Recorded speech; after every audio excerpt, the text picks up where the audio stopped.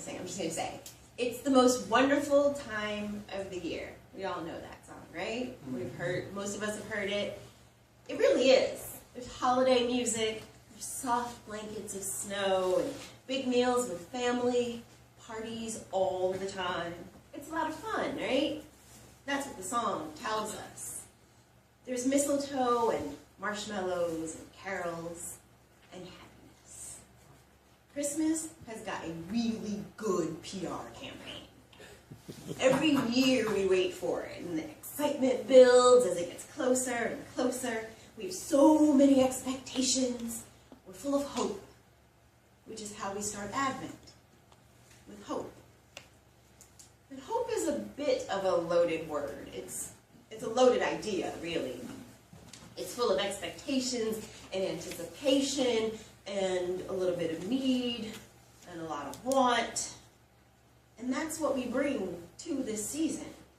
We anticipate the birth of Jesus and all that his coming means for our lives. The candle lighting liturgy this morning reminded us that Christ is always coming, always entering a troubled world, much like the world we find in the book of Isaiah. You see, in Isaiah's time, the people of Israel were living in exile, separated from their homeland, from their heritage, and they've suffered a great deal. The prophet calls on God to step in and save them from themselves, and save them from the world that they basically created. Their society is plagued by many of the same problems that we face here today. There's greed, oppression of the poor, ignoring the needs of the less fortunate, and putting up blockades to keep out the stranger. This might sound a little bit familiar because these are the same problems that Jesus warned about in the reading from Matthew that we looked at last week. These themes are going to keep popping up because we human beings, we tend to forget how to behave. We make a little bit of a mess of things, and then we look for something or someone to save us. We hope for a change. And that's why Advent is so important. It renews our hope and lets us believe that change is possible. Change is coming, and Jesus is bringing it. So let us prepare.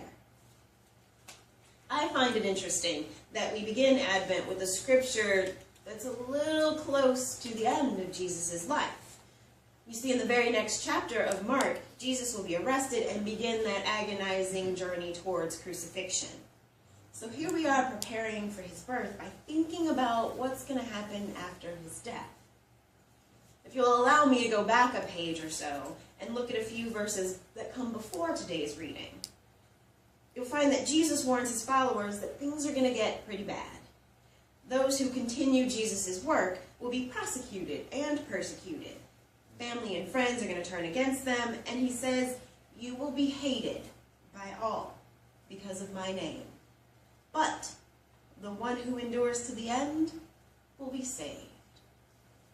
So then today we read, "But of that day, of that hour, no one knows. The day when those who endure will be saved. The day when the persecution will end.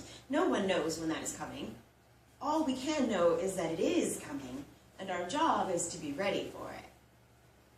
It is like someone going on a journey who, upon leaving, puts the servants in charge, each with a particular task, and commands the doorkeeper to be on the watch. So we watch, and we wait, and we hope. But hang on a second. We're not all the doorkeepers, are we? Puts the servants in charge, each with a particular task. Because watching is just one task. The servants, and that is all of us, we have other work to do. Remember, Jesus has already come. He's continuously coming. So the question really isn't, when is Jesus coming? Instead, we might want to ask ourselves, are we prepared to follow Jesus when he gets here? But following Jesus is not easy. He walked a hard road. He stood up against injustice, and it cost him his mortal life. Continuing his work and speaking his truths can be a risky thing. You may all remember that just this past Monday, the grand jury of Ferguson, Missouri decided there's no reason to charge Officer Darren Wilson in the shooting death of Michael Brown.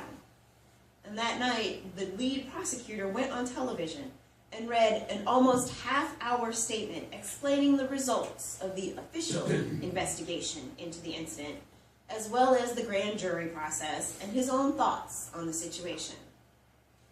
Now, from the moment the news of Mr. Brown's death hit the airwaves so many months ago, there were passionate discussions about systemic racism in Ferguson and in our country as a whole. There were protests and riots. There's vandalism and anger. So in the days leading up to Monday's decision, the city braced itself for a surge of violence, just in case there wasn't an indictment. And again, there was angry reaction. But more importantly, protests began to take place all around the country. While the world was paying attention, people took the opportunity to highlight this chronic problem. Because what happened in Ferguson is not just about one white police officer's actions against one young black man. The protests in New York and Portland and Chicago, they're not just about an isolated incident in one little town in Missouri. It's about a national mindset that consistently devalues black and brown lives. It's about a legal system that puts a black woman in prison for firing warning shots at her abusive husband, but sets free a white man who gets out of his car and confronts and kills a black teenager just for walking down the street in his neighborhood. It's about a struggle against oppression that goes back hundreds of years.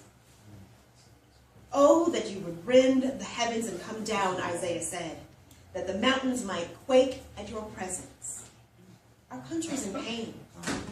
Exposing those wounds is dangerous work. Standing up to the institutions that perpetuate racism and poverty and sexism and heteronormativity makes people uncomfortable. It threatens positions of power, and power does not take such threats lying down. It fights back. So if we're going to follow Jesus, if we're going to challenge the structures of oppression, we have to be prepared for the risks. We have to know that, wait, what was it said that he said?